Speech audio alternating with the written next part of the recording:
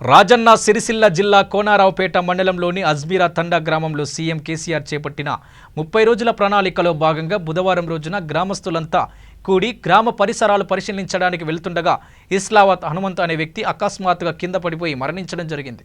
కొన్ని రోజులుగా వృద్ధాప్య పింఛన్ కొరకు గ్రామ పంచాయతీ వద్దకు వస్తున్నాడని, ఈ రోజు కూడా దాని గురించే వస్తే 30 రోజుల ప్రణాళికలో గ్రామాన్ని పరిశీలించడానికి వెళ్తుండగా అకస్మాత్తుగా చనిపోయాడని, అతనికి గుండె నొప్పి ఉందని ఇదివరకే 2 సార్లు వచ్చిందని గ్రామస్తులు చెప్పారు.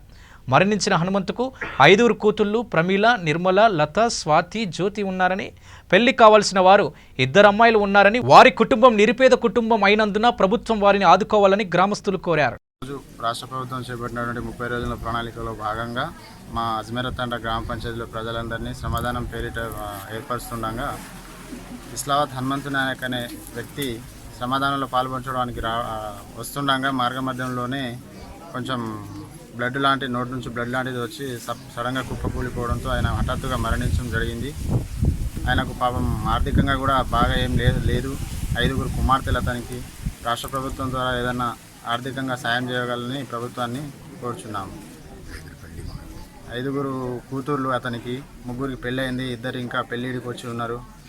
అతనికి గుంట జాగేడు కూడా లేదు, ఆయనకు ఆర్థికంగా కూడా లేదు. అతని పింఛన్ కోసం అని గ్రామ పంచాయతీ దగ్గరికి రోజు వస్తుండటంతో ఇంకా రాష్ట్ర ప్రభుత్వం ఏమీ ఇవ్వకపోవడం వల్ల మేము కూడా ఏం చెప్పలేకపోయినాము.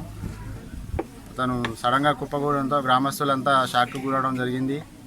దీనిపై ప్రభుత్వానికి మేము చెప్పేది ఏంటంటే ఆర్థికంగా లేనందువలన ఏదైనా సాయం కోరుచున్నాము. అజ్మీరా తండా గ్రామం నుంచి అతనికి రాష్ట్ర ప్రభుత్వం ద్వారా ఏదైనా సాయం ఇప్పించాలని మనం చేసుకుంటాం.